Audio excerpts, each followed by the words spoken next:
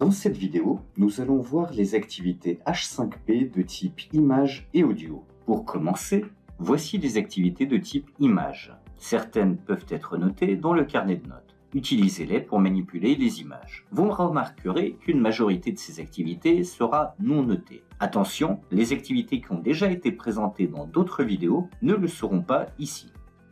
L'activité hotspot d'image est une activité non notée. Cela permet à l'auteur de créer une image avec des hotspots interactifs. Lorsque l'utilisateur appuie sur un hotspot, une fenêtre contextuelle contenant un en-tête et du texte ou bien une vidéo va s'afficher. En utilisant l'éditeur H5P, vous pouvez ajouter autant de hotspots que vous le souhaitez.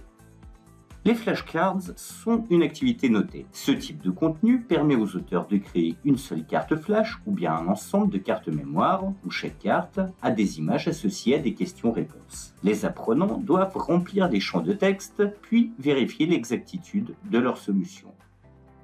Le curseur d'image est une activité non notée. Présentez facilement vos images et de manière attrayante. Les auteurs doivent simplement télécharger des images et fournir des textes alternatifs associés. Les deux images suivantes seront toujours préchargées, de sorte que la communication entre les images sera généralement rapide et donc sans délai pour l'utilisateur. Les images peuvent être visualisées dans le cadre de la page ou en mode plein écran.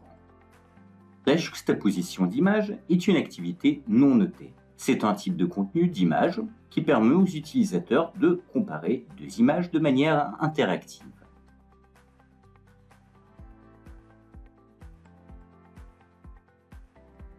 La gamme auto est une activité non notée. Présenter une séquence d'images que les gens sont censés regarder les uns après les autres, par exemple des photos d'un objet qui évolue au fil du temps, des schémas ou des cartes organisées en différentes couches, ou des images qui révèlent de plus en plus de détails. Le collage est une activité non notée. L'outil collage vous permet d'organiser plusieurs images dans une mise en page personnalisée.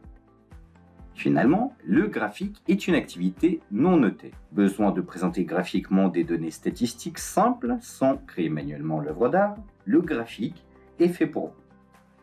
Voici maintenant les activités de type audio. Certaines peuvent être notées dans le carnet de notes. Ces activités sont particulièrement utiles pour les langues étrangères. Attention, pour utiliser ces activités, il faudra utiliser le navigateur Chrome au lieu de Firefox.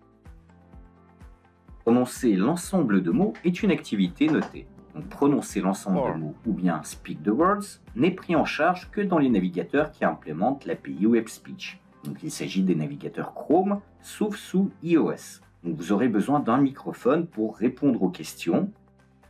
L'enregistreur audio est une activité non notée. Lisez et enregistrez votre voix, ou bien téléchargez un fichier WAV de votre enregistrement.